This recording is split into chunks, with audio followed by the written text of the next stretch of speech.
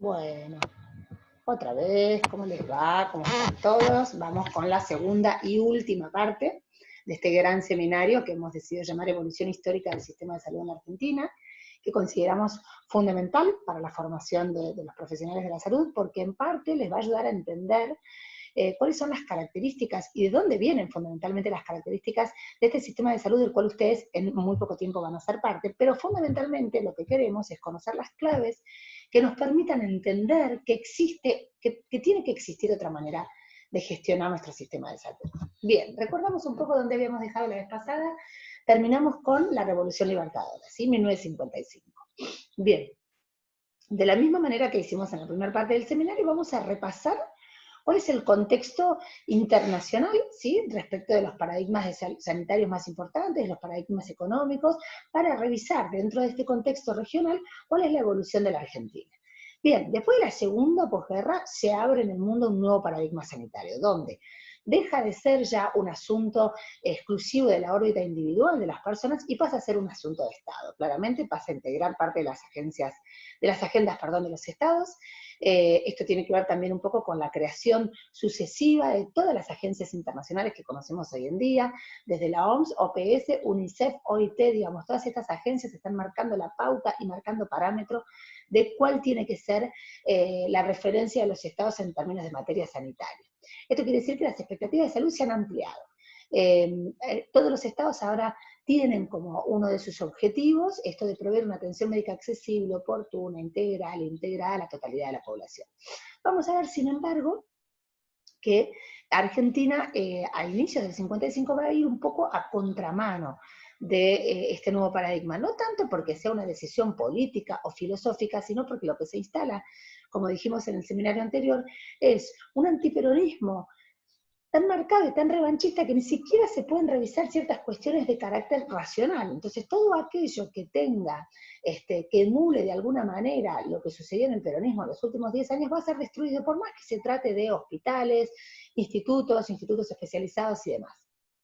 Esto, por supuesto, va a hacer que este Estado, que había ganado una gran preponderancia como actor en el campo de la salud pública, que era un poco el que totalizaba, el que hegemonizaba el juego de la salud pública, empiece a perder poder lentamente, y vamos a ver cómo a lo largo de los años que siguen va a ser colonizado lentamente por el juego de intereses privados y corporativos. Bien, dos de las primeras cosas que suceden con el inicio de la Revolución Libertadora es la proscripción de la CGT, en realidad la disolución de la CGT, perdón, y la proscripción del peronismo, con lo cual dos actores centrales, ¿sí?, de la década anterior, las obras sociales sindicales por un lado y el Estado Nacional, empiezan a ser opacados en el juego de la salud pública. Bien, ¿qué es lo primero que va a hacer la Revolución Libertadora? Le va a encargar a Prebisch, ¿sí?, a un señor que había sido presidente del Banco Mundial, creo, durante la gestión de Castillo, es un liberal de fuste, ¿sí?, le va a encargar una especie de diagnóstico y de plan de acción que se conoció como el Plan Prebisch. Dentro de este plan y de los señalamientos que va a hacer Prebisch dentro de este plan, por supuesto que una de las cosas que va a señalar es lo que él considera una gran hipertrofia del Estado. Él considera que el Estado está hipertrofiado y, por ende, una de las cosas que hay que hacer es comenzar un achicamiento del Estado, el famoso achicamiento del gasto que ha formado siempre parte de la doctrina liberal. A su vez, el gobierno acude por primera vez a la asesoría externa de la OPS, que por supuesto también en ese momento las agencias internacionales en Latinoamérica estaban en manos de liberales, y que dentro de los consejos que va a dar la OPS para iniciar, digamos, este achicamiento de este estado hipertrofiado en términos sanitarios, tiene que ver con la gestión de los hospitales. La OPS va a sugerir que los hospitales se manejen un poco más como empresas productoras de servicios de salud y no como instituciones públicas. También hace un señalamiento respecto de cómo los médicos se han funcionalizado, digamos, esto de que hay que rápidamente tratar de subsanar esto de que el médico no sea un funcionario público, sino que el médico tiene que rescatar los aspectos más liberales de su profesión. Y también la OPS lo que sugiere junto con esto es que los hospitales deben salirse de la órbita nacional para pasar a las jurisdicciones provinciales y municipales, ¿sí? Esto hizo que a partir de recibir este informe, la Libertadora directamente empezó una especie de descentralización compulsiva, casi de hecho, pasó hospitales, digamos, estructuras hospitalarias gigantescas, las pasó rápidamente a manos de provincias que, por supuesto, muchas de ellas no contaban ni con el presupuesto ni con la infraestructura técnico-administrativa como para hacerse cargo de estas instituciones.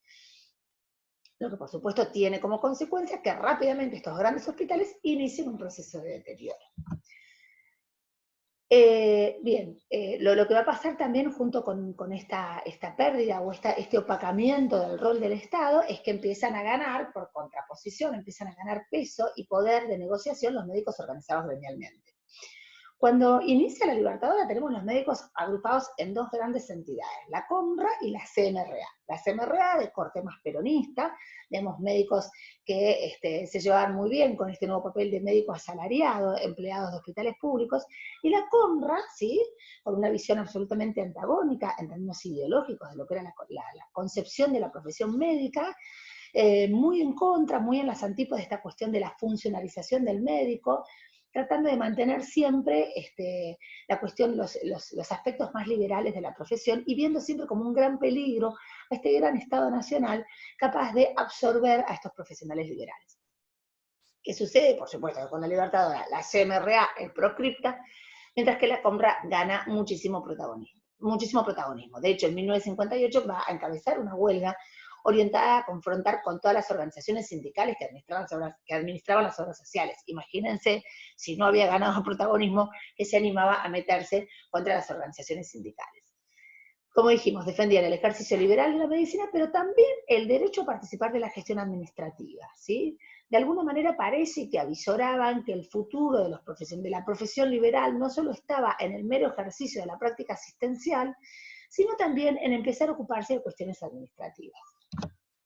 Bien, posteriormente a la Libertadora vamos a tener, digamos, en una línea histórica de tiempo, los gobiernos de Frondizi y de Ilia con sus respectivos ministros de salud, que son dos personajes muy interesantes, dos grandes gestores. En el caso de Oñativia directamente es un sanitarista, que son el doctor Noglia con Frondizi y el doctor Oñativia con Ilia. ¿Qué va a suceder con estos dos ministros de salud? Va a haber una especie de freno, ¿sí?, una especie de rechupe respecto de esta especie de movida descentralizadora compulsiva. Estas dos gestiones ministeriales se van a dar cuenta que esto no conduce a buen puerto y van a tratar de frenar y de continuar con una descentralización más organizada.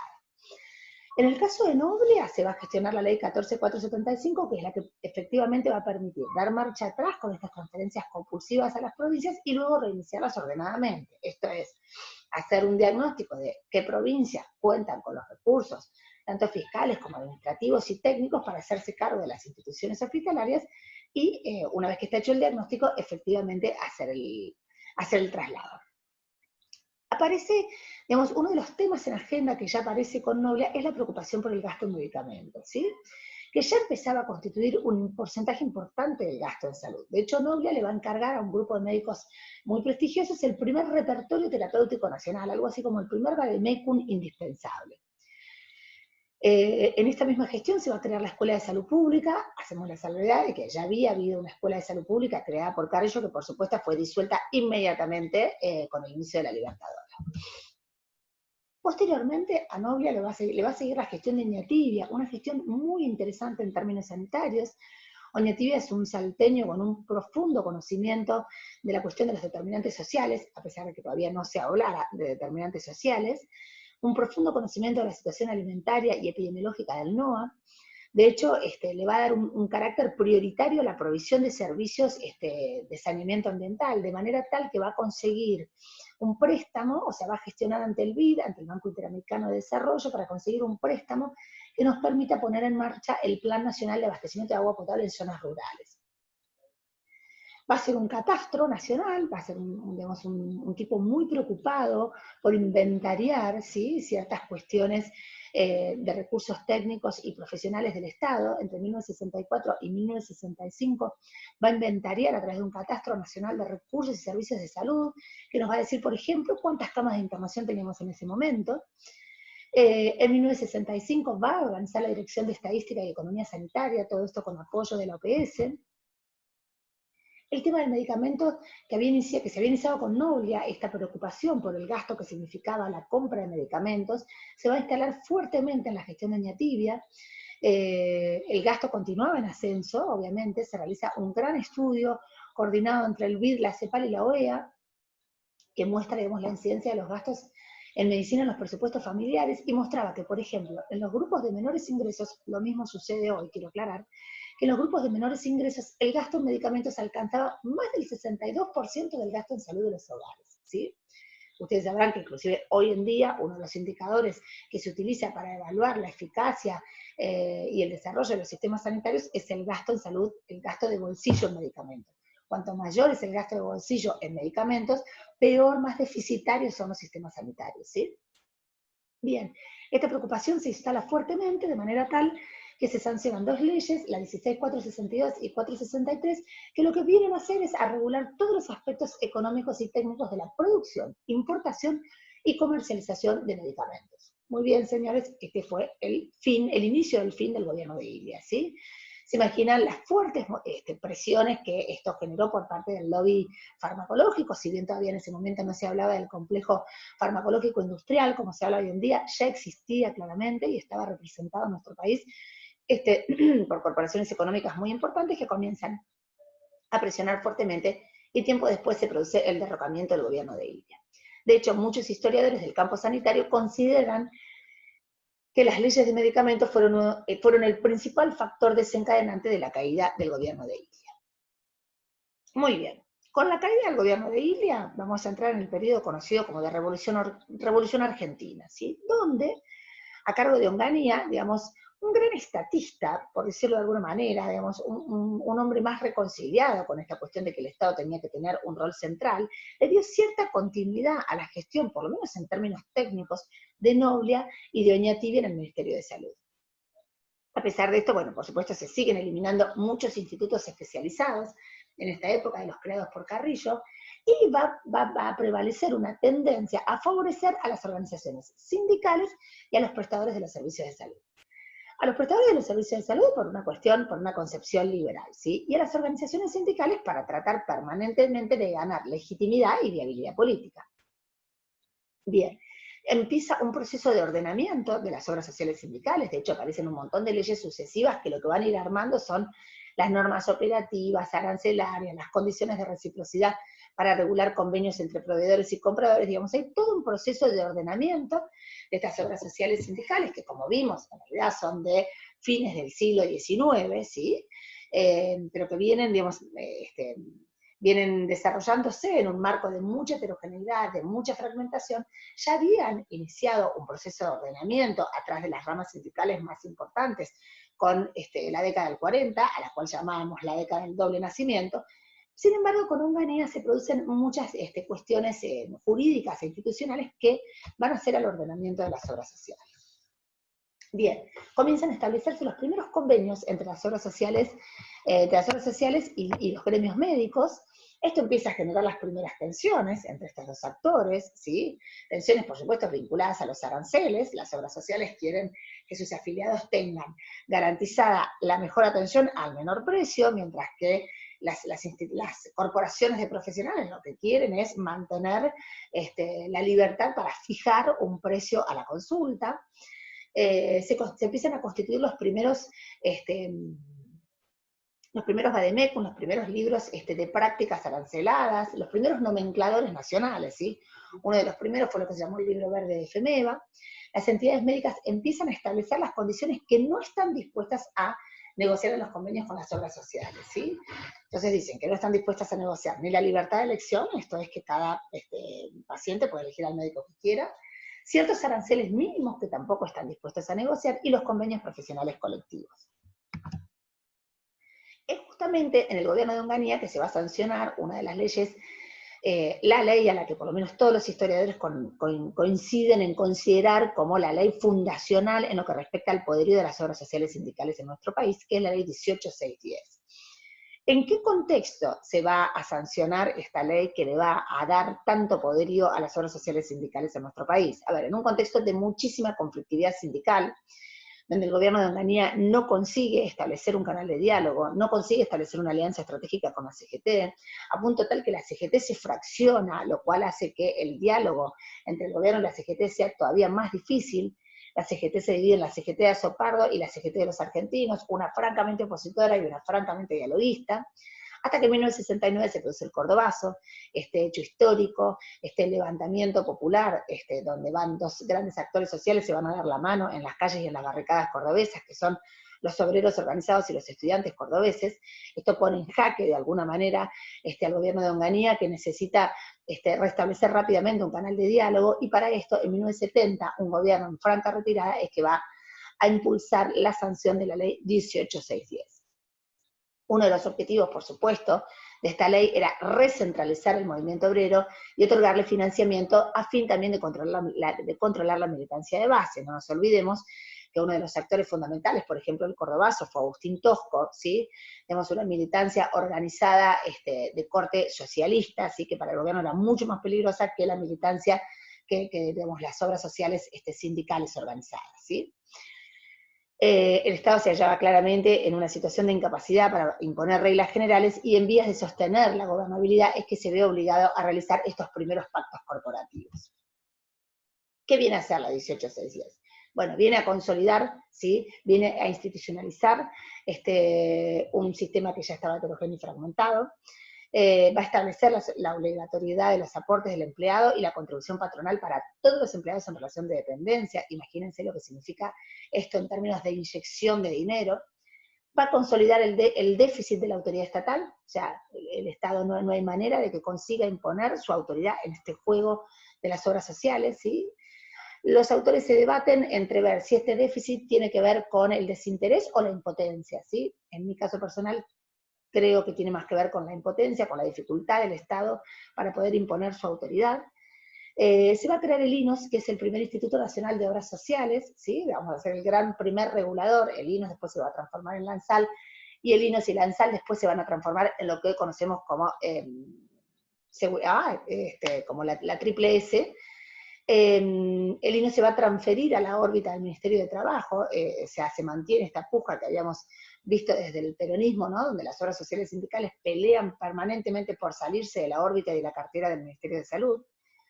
Más tarde, muchos autores coinciden en señalar que el INOS va a abdicar, ¿no? Como si fuese un rey abdicando su corona, va a abdicar su función reguladora a todas las corporaciones sectoriales, a la CGT, a la Compra y a Confeclisa, digamos, van a terminar siendo estos los actores que terminen regulando efectivamente qué es lo que pasa en el ámbito de la salud. Y de esta manera, sostiene por ejemplo Susana Belmartino, que queda establecido un pacto corporativo de carácter no institucional. ¿Esto qué quiere decir? Cuando el INOS se retira, ¿sí? Deja de poder regular lo que sucede con las obras sociales sindicales, la salud queda en manos de actores corporativos, queda en manos de las obras sociales sindicales y queda en manos de estos primeros prestadores que empiezan a consolidarse y a cartelizar el mercado sanitario. Bien. A su vez, con la sanción de la 18610, también la corporación médica, ¿sí? En este pacto, ¿no? En este pacto corporativo, la corporación médica logra imponer los principios históricos, los principios ético-técnicos históricos que siempre defendió: la libre elección del paciente, la libertad de la prescripción y la remuneración del acto médico, ¿sí? De nuevo, la libre elección del paciente, el paciente elige con quién atenderse y por qué punto del sistema vamos a entrar, ¿sí? La libertad de prescripción y la remuneración del acto médico. Fíjense cómo empezamos a alejarnos a pasos agigantados de este sistema nacional de salud inglés, este National Health Service tan icónico, tan admirado, inclusive al día de hoy, tan comentado y tan leído en todas las maestrías de salud pública, ¿sí? Que promulgaba todo lo contrario. Bien. Se instala entonces un concepto de desdoblamiento, ¿no? Donde aquel viejo sueño de los mutualistas, de tener, ¿se acuerdan que nosotros decíamos que los mutualistas a principios del siglo XX, cuál era el sueño? El de tener sus propias instituciones, de contar con instituciones propias para sus afiliados. Este sueño se abandona en pos de convenios, ¿sí?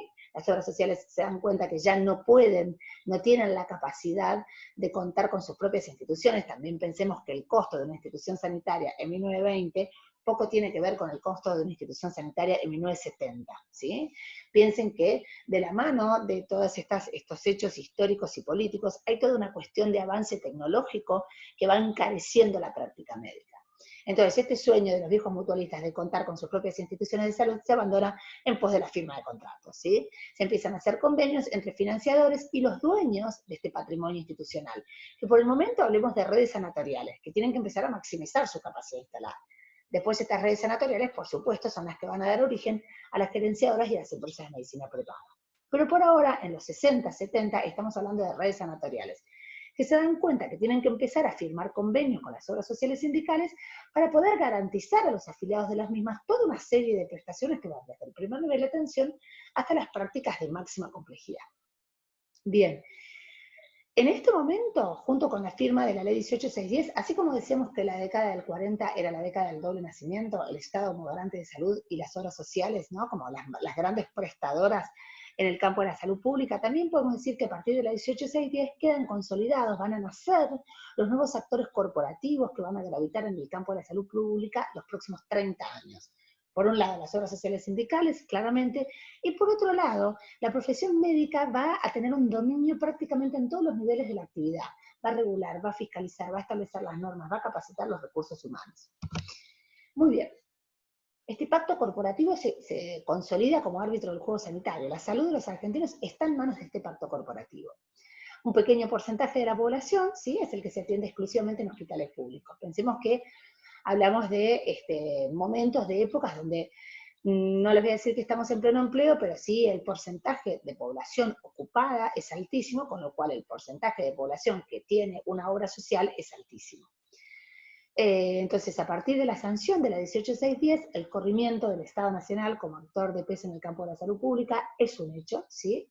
Se consolida y este rol central es asumido por las obras sociales y las corporaciones médicas, ¿no? Pensemos en un tablero de ajedrez, donde hay un Estado que se va a retirar hacia la periferia, y hay dos actores que estaban periféricos hasta ese momento que van a entrar al centro del tablero.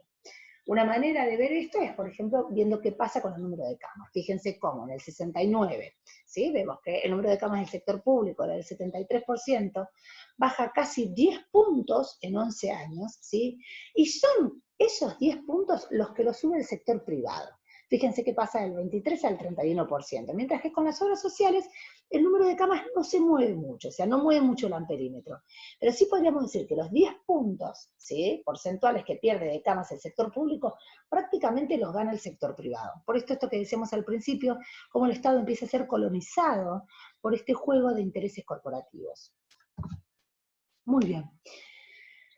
Más o menos para esta época, en mayo de 1971, se crea el Instituto Nacional para Jubilados y Pensionados, más conocidos como PAMI, ¿sí? Se transforma así en la obra social más grande de Latinoamérica.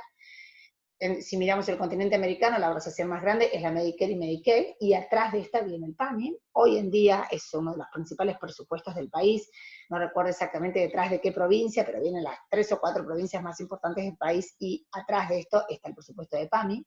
Es una entidad autárquica el PAMI, que se financia con el aporte de los trabajadores en actividad y el aporte de los mismos beneficiarios. Digo, en esto de estar desarmando mitos, es realmente una obra social solidaria en términos intergeneracionales, PAMI, no solo solidaria dentro de una rama de actividad, como son las obras sociales sindicales, sino que es solidaria en términos intergeneracionales. Esto es, los trabajadores en actividad financian a los pasivos, ¿sí?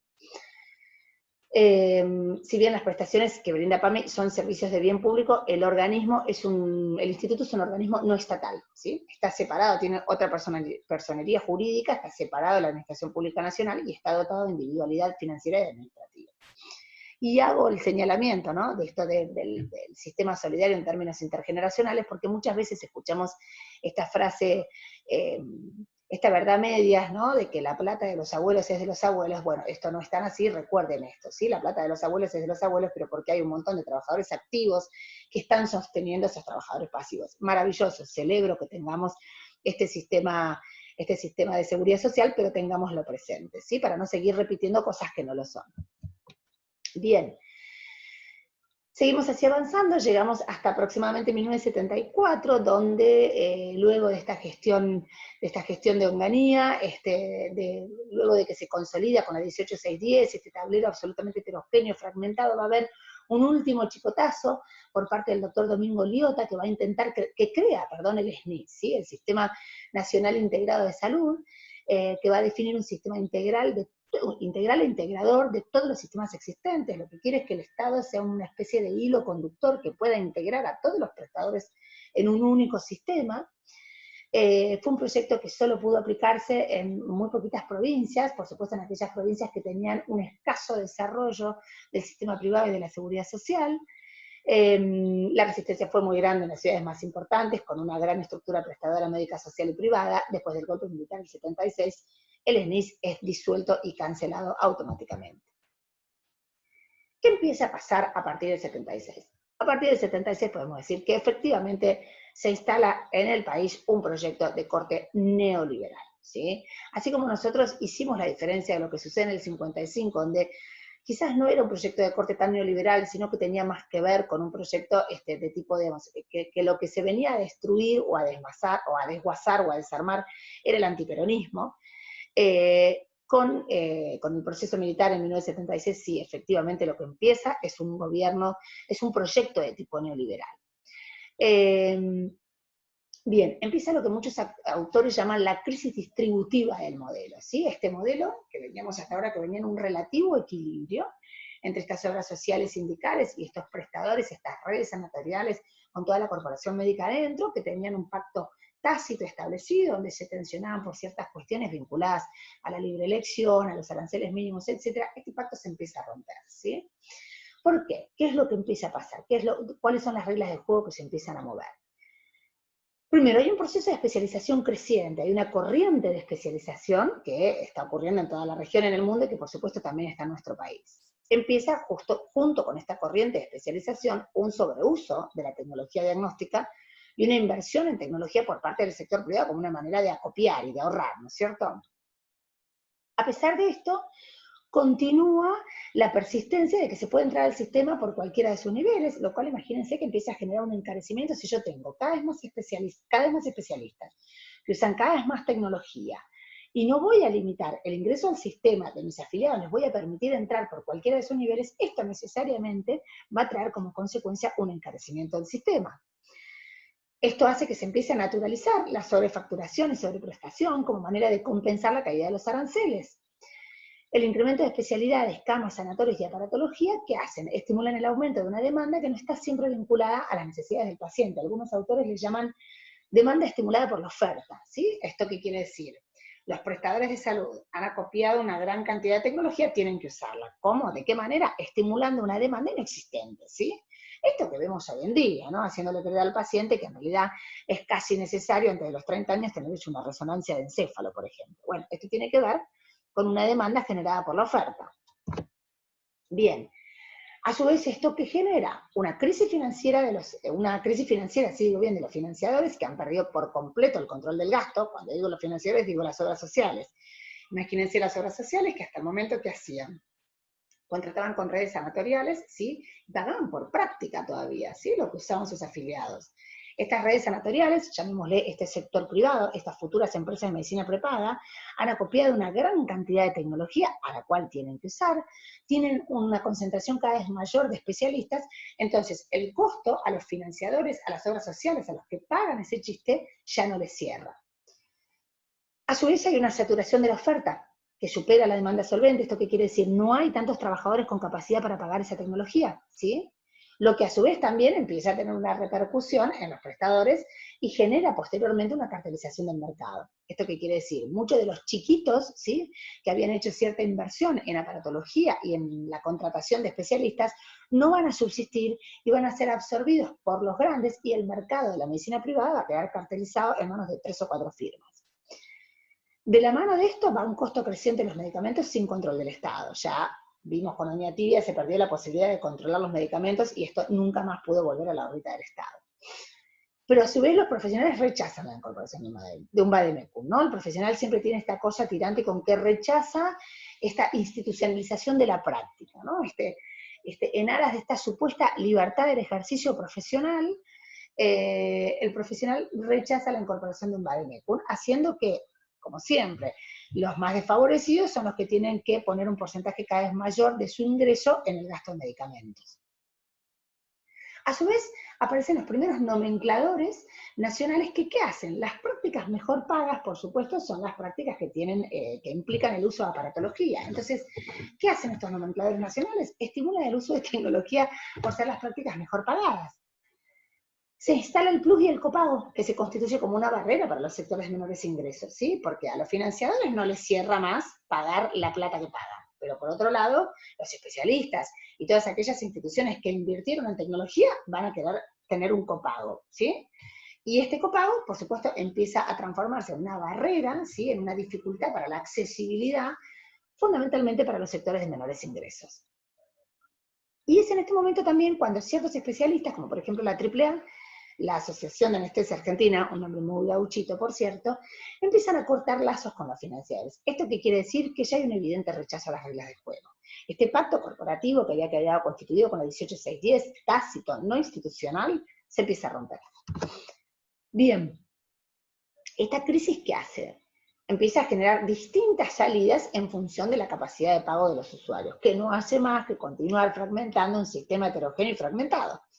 ¿Esto qué quiere decir? Aquel que tiene mayores recursos va a contratar una cobertura adicional. ¿Sí? Yo tengo mi obra social que ya no me da las respuestas que yo estoy buscando por toda esta crisis de financiamiento que acabamos de describir, entonces tengo capacidad de pago, voy y me contrato una cobertura adicional, generando de esta manera un crecimiento exponencial de las empresas de medicina prepaga, que todos los autores coinciden en señalar que si bien digamos, los antecedentes de las empresas de medicina prepaga pueden situarse con las primeras mutuales hace casi 100 años atrás, pero el despegue de las empresas de medicina prepaga es en los 70.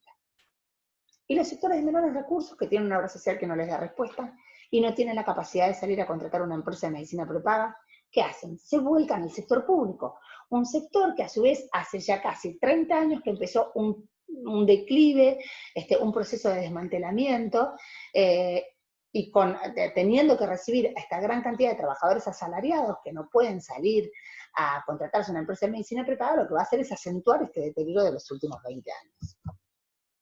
Bien, hacia fines de los 70, por otro lado, también lo que vamos a ver son ciertos cambios en el mercado de trabajo, ¿sí? Esto que habíamos hablado, este casi pleno empleo que llegamos a tener entre el 40 y el 50, empieza un proceso de deterioro que tiene que ver con una cuestión vinculada, digamos, al contexto regional e internacional, donde empieza a haber una pérdida marcada de la cantidad de empleos en el país. Esto, por supuesto, que genera una disminución del número de beneficiarios de las obras sociales, lo que a su vez repercute en una contracción del aporte que van recibiendo estas obras sociales. O sea, este financiador, ¿sí?, que era el que pagaba, ¿no?, esta calecita, empieza a tener cada vez menores ingresos.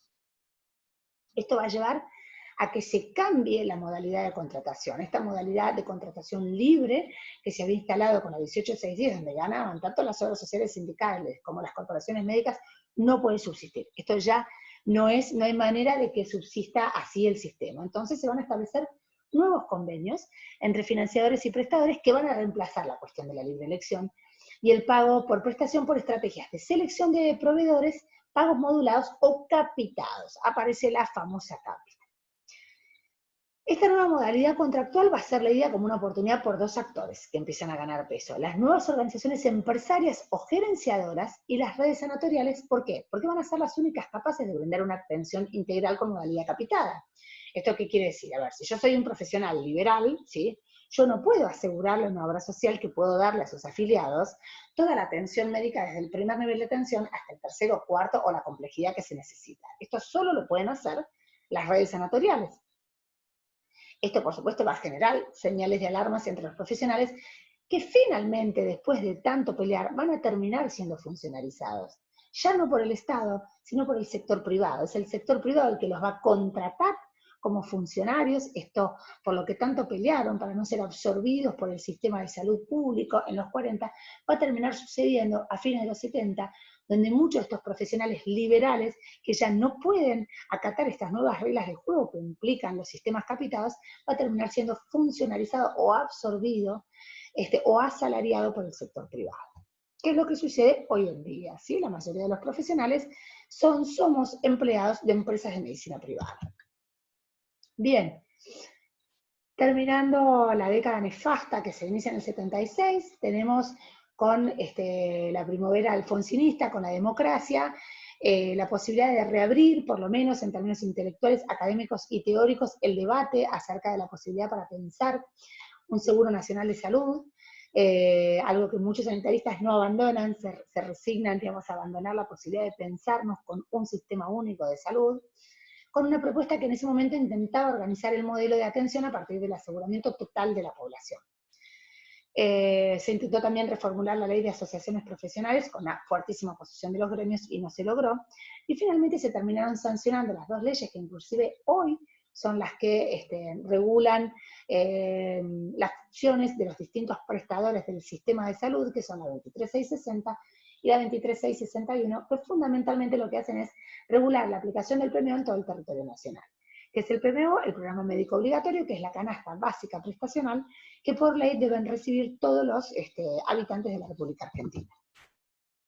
Bien, habíamos mencionado a la Superintendencia de Servicios de Salud, la Triple S, ¿sí? Que es la heredera, es la que va a heredar, digamos, la fusión de INES y de ANSAI. Estos organismos reguladores de las obras sociales, permanentemente las obras sociales van a ser muy díscolas, ¿sí? Con estos organismos reguladores. Recuerdan que en su momento dijimos que el INOS abdicó directamente, ni siquiera intentó ser el que regulaba las obras sociales sindicales. Posteriormente esto pasó a manos de ANSAL, y en 1996 se van a fusionar INOS y ANSAL y se va a crear la Superintendencia de Servicios de Salud, ¿sí? Es un órgano de supervisión, fiscalización y control de todos los agentes del seguro de salud, es donde nosotros tenemos que ir a validar nuestra matrícula nacional. Es actualmente la autoridad de aplicación de la ley 23660 y 23661. ¿Esto qué quiere decir en términos concretos? Que si yo como afiliado de mi obra social no recibo alguna de las prácticas que están descritas en el PMO, la autoridad de aplicación a la cual tengo que dirigirme para que aplique la ley es la Superintendencia de Servicios de Salud. Bien, ¿este organismo cómo se financia? Se financia a través de un nombre que probablemente hayan escuchado nombrar en las noticias, a veces hasta policiales, que es el Fondo Solidario de Retribución, o ATE, ¿no? el organismo de programas especiales. ¿Cómo está integrado este Fondo Solidario de Retribución? Por el 10 al 15% de los aportes de las obras sociales sindicales, según sea el salario mayor o menor a determinado valor, ¿sí? ¿Esto qué quiere decir? Que si mi salario es mayor a determinado valor, hay un 10%, ¿sí?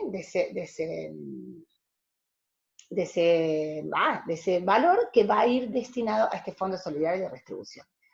¿Cuál es el objetivo de este Fondo Solidario de Retribución? Mantener la solidaridad y las leyes y las reglas de equidad dentro del sistema. ¿Esto qué quiere decir? Si yo soy un asalariado, ¿no? Soy un asalariado jerárquico, que tengo un sueldo muy alto, yo voy a aportar a ese Fondo Solidario de Retribución un porcentaje mayor para que el asalariado, que tiene un sueldo muy, muy bajito, que va a aportar a ese Fondo Solidario de Distribución un valor mucho menor, tenga las mismas prácticas asistenciales que tengo yo. Tenga la posibilidad de ser asistido de la misma manera. Esto no sucede a los fines prácticos. ¿Qué terminó haciendo el APE o el Fondo Solidario de Distribución? Terminó pagando medicamentos de alto costo, prácticas tecnológicas costosísimas, y en realidad rara vez se utilizó para fiscalizar y evaluar que los asalariados que están en la parte más baja de la escala reciban el PMO igual que el resto. Suele ser motivo de disputa dentro de las obras sociales, hablamos de millones y millones y millones de pesos, que año tras año se disputan y se carroñean, digamos, entre el Estado y las obras sociales. Suele ser más una moneda de cambio que se resuelve favorablemente en épocas de elecciones y después están permanentemente en tensión. A partir de fines de los 80 y principios de los 90, entramos en algo que los autores llaman la reforma de salud de los 90. Pensemos que también en términos económicos nuestro país va a pasar por una época de hiperinflación con la salida del alfonsinismo y posteriormente vamos a entrar en la época de la convertibilidad, ¿no? Donde un dólar valía un peso supuestamente. Esto va a modificar otra vez las reglas de juego porque la inversión en salud no es la misma en épocas de hiperinflación que en épocas de convertibilidad. ¿Y qué va a hacer fundamentalmente? ¿Qué va a suceder en esta época? Vieron que nosotros en el tablero ya dijimos que en el 40 teníamos en el centro del tablero al Estado, mientras que en la periferia estaban las corporaciones sindicales y las corporaciones médicas. Que a partir de los 60-70 el Estado se retira a la periferia del tablero y va a ser ocupado en el centro por estas dos corporaciones médicas y sindicales. Muy bien, a partir de los 90 todos se retiran a la periferia y el que va a ocupar el centro del tablero, el que va a dictar las reglas de juego en materia sanitaria, va a ser el mercado. El mercado va a ser el gran asignador de recursos en términos sanitarios. De hecho, la reforma de salud, el puntapié de la reforma de salud se considera que es un documento del Banco Mundial, ¿sí? Que se llama Invertir en Salud, ¿sí? Que es el que va a plantear las políticas públicas desde un triple enfoque. Por un lado, lo que plantea el documento Invertir en Salud es que hay que asegurar el ingreso mínimo de los pobres y una inversión en educación. No, ustedes dirán, bueno, qué bueno, asegurar el ingreso de los pobres. Sí, desde una manera muy ordenadora en términos sociales, digamos, un poco pensando como una especie de vuelta al higienismo, ¿no? Digamos, asegurar un ingreso mínimo de los pobres para que no alteren el orden establecido. Reorientar el gasto de salud hacia lo que el documento llama programas de alta eficacia, programas focalizados a alta eficacia. Esto es, el dinero que pone el Estado tiene que tener un rédito. Con lo cual, por ejemplo, programas como la lucha contra el Chagas en el noroeste argentino son abandonados, porque no son programas de alta eficacia. Y fundamentalmente lo que plantea el documento es facilitar la diversidad y competencia en el financiamiento y prestación de servicios de salud con la incorporación al juego del sector privado. Este proceso de cartelización que había empezado a fines de los 70 se profundiza, el sector de la medicina privada queda en manos de muy poquitas empresas y de la mano con esto lo que va a venir, que ahora lo vamos a ver, es el descreme, la desregulación y derivación de aportes de las obras sociales hacia las empresas de medicina prepaga, lo cual va a terminar de delinear el juego sanitario. ¿Cuáles podemos decir que son las principales consecuencias de la reforma de salud de los 90? La desaparición del carácter de derecho universal, donde el Estado ya no asume su responsabilidad, pasa a ser una responsabilidad individual. Fíjense que es como si retrocediéramos un siglo, ¿no es cierto? Es como si volviéramos al paradigma de principios del siglo XX. La salud pasa a ser otra vez una responsabilidad de carácter individual y hay una disminución del aparato estatal y del gasto social. Aparecen los hospitales públicos de autogestión, aparece el arancelamiento hospitalario y la eficientización de las instituciones públicas. Esto mismo que hablaba la OPS con la Revolución Libertadora en el 55, ese primer informe que decía, bueno, los hospitales tienen que comportarse como si fueran empresas prestadoras de servicios de salud. Bueno, esto mismo vuelve con la reforma de salud de los 90 de manera mucho más exacerbada y fuerte. Esto hace que cada hospital, digamos, sea una especie de sálvese quien pueda. O sea, aparte imagínense que en términos de autogestión no va a ser lo mismo, por ejemplo, la cantidad de recursos que puede generar el hospital de San Isidro, ¿sí?, que el hospital de Virrey del Pino, ¿sí? Con lo cual, una vez más, al sistema heterogéneo y fragmentado, no hacemos más que volverlo más heterogéneo y más fragmentado. Pero uno de los hechos fundamentales de la reforma de salud de los 90 es lo que se conoce como la desregulación de la seguridad social, incorporando la libre elección de los beneficiarios de la obra social y la apertura hacia las empresas de medicina prepaga. ¿Qué es esto? Hasta este momento, si vos pertenecías al rubro de los docentes, solamente podías estar afiliado a la obra de los docentes. Si pertenecías al rubro de los camioneros, solamente podías estar afiliado a la obra social de los camioneros. Con la reforma de salud de los 90, esto se desregula, ¿sí? Aparece la posibilidad de pasarse de una obra social a la otra y sobre todo saltar de una obra social a la otra, porque esa otra a la que estoy saltando tiene un contrato establecido con una empresa de medicina prepaga a la cual yo puedo derivar mis aportes y obtener otro tipo de prestación de servicios de salud. Hay una competencia en el mercado con una ruptura de los mecanismos solidarios, por supuesto que los que tienen más chance, más oportunidad de desregular, de pasar de una obra social a la otra y de ahí derivar sus aportes a una empresa de medicina prepaga y obtener un OS de 210, el similar a un OS de 210, son aquellos trabajadores que tienen un sueldo más elevado, ¿sí? Si yo tengo un sueldo muy elevado, desregulo, me voy a una obra social que tiene a su vez un contrato establecido con OSDE, y por el mismo porcentaje que yo le aportaba a mi obra social, tengo acceso a, ¿no?, una prestación de salud tipo OS de 210. Ahora, por supuesto que si yo tengo un salario de 20.000 pesos y lo que se lleva la obra social no son ni 1.000 pesos, no tengo ninguna posibilidad de desregular a una obra social que después me permita derivar mis aportes a una empresa de medicina privada. O si lo tengo, lo que voy a tener que poner arriba es muchísimo dinero. Una vez más, los sectores menos beneficiados son los que quedan o en estructuras de obras sociales sindicales que están muy desfinanciadas y muy deterioradas o en el subsector público, ¿sí? ¿Por qué? Porque las obras sociales que van a empezar a establecer. Ahora le vamos a ver una gran diferencia entre lo que son los afiliados de primera y los de segunda. Para los afiliados de primera, para aquellos que pueden efectivamente derivar sus aportes a empresas de medicina prepaga, muchas obras sociales van a establecer contratos muy interesantes, ¿sí?, con distintas distintas empresas de medicina prepaga. Mientras que a su vez también van a establecer contratos con hospitales de autogestión o con clínicas o con redes sanatoriales de menor categoría para aquellos afiliados que no tienen la posibilidad de derivar sus aportes a estas mismas empresas. Esto se llamó el descreme. Esto, si ustedes lo buscan, el tema de la reforma de salud de los 90 y la desregulación de las obras sociales lo van a encontrar con este término. El descreme porque quiere decir que la crema, ¿no? Lo que está más arriba en un cafecito, es lo que tiene posibilidad de saltar a otra taza, digamos. Bueno, la principal estrategia fue entonces la desregulación de las obras sociales y la posterior derivación de aportes a empresas de medicina prepaga. Estos dos actores que en algún momento habían quedado medio relegados y habían empezado a tensionar, ¿sí?, vuelven a encontrarse con nuevas reglas de juego, ¿sí?, que es fundamentalmente la modalidad capitada. Como dijimos recién, esto genera un descreme o estratificación de las obras sociales en función de la capacidad de pago diferencial de sus miembros, hasta ese momento cautivos de la institución administrada por el sindicato correspondiente a la actividad laboral, ¿sí? O sea, imagínense un montón de trabajadores que hasta ese momento no tenían ninguna capacidad de elegir en que si se querían quedar en su obra social o se querían pasar a la obra social del vecino. Muy bien, con la desregulación, los que tengan mayor capacidad de pago son los que van a tener también mayor capacidad para desregular. Se produjo una marcada estratificación que los autores, digamos, la señalan o la muestran en 4 niveles vinculados a la cantidad de recursos del sistema que va a usar cada nivel. Así que fíjense cómo queda establecido. Que el 16,6% de los beneficiarios va a usar casi el 40% de los recursos, ¿no? O sea, el 16,6% va a usar el 35% de los recursos. El 30% de los beneficiarios, ya un universo mucho más grande, va a utilizar el 20% de los recursos. El 20% de los beneficiarios va a utilizar el 10% de los recursos. Ahí está mal puesto, hay un signo de admiración, un 10,3% de los beneficiarios va a hacer uso solamente del 0,18% de los recursos.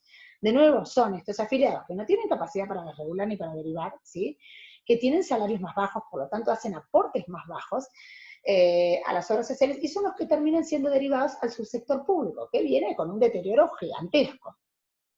Una vez más, lo que venimos repitiendo desde hace ya más de 100 años, que se refuerza el carácter heterogéneo y fragmentado del sistema.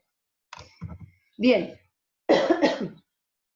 esto de la creación de los hospitales de autogestión, que sigue hasta el momento, es una de las consecuencias de la reforma que padecemos hoy en día, hace que las obras sociales estén obligadas a pagar los servicios que sus beneficiarios generen o demanden en los hospitales públicos. No tengo que contarles, se imaginarán que lo que se paga por práctica, lo que las obras sociales pagan por práctica, los aranceles que le pagan por práctica a los hospitales son absurdos. Hace apenas 5 años, digamos, con el macrismo, no con la gestión anterior, que se actualizaron los aranceles que no se actualizaban hace más de 10 años, con lo cual yo no me acuerdo exactamente los valores, pero era algo así como si yo les dijera que una cesárea en el hospital público se pagaba 1.500 pesos. A su vez, esta norma autoriza a los hospitales a que se inscriban en un registro para complementar sus ingresos, cobrando a las personas con capacidad de pago y fondos originados en las contrataciones con empresas de seguro privado, de salud, mutuales o obras sociales. ¿Qué quiere decir esto? Yo tengo una obra social, tuve un accidente, me levanta la ambulancia, me lleva al hospital, el hospital está autorizado y debería estar capacitado para poder cobrarle a mi obra social los gastos por mi atención. Son muy dificultosos, por lo general, los mecanismos de cobranza, los hospitales de autogestión tardan mucho en cobrar este dinero, que después termina teniendo cierta conformación en el SAMO, ¿sí? Se autoriza la utilización proveniente de la venta de servicios para crear este SAMO, una estructura de incentivos basada en el reconocimiento de la efectividad y productividad del hospital. Traduciendo esto, ¿qué quiere decir? Con todo este dinero que el hospital recauda por atender a ciudadanos con obras sociales o empresas de medicina prepaga, esto va a generar un fondo que el hospital va a poder utilizar. Esto está regulado cómo lo puede utilizar, no es que cada hospital lo utiliza como quiere, sino que hay un porcentaje fijo que se puede destinar a estímulos al recurso humano y otro porcentaje que está vinculado directamente a la incorporación de recursos estructurales, tecnológicos y demás. Esto es una lógica de empresa, ¿sí? No hace más que generar diferencias entre aquellas instituciones con capacidad operativa, diferencia por localización territorial, esto que les decía, la capacidad o la posibilidad que tiene de generar ciertos ingresos a través del SAMO o de su autogestión, como el Hospital de San Isidro, nunca va a ser la misma la que tiene el Hospital de Chaco.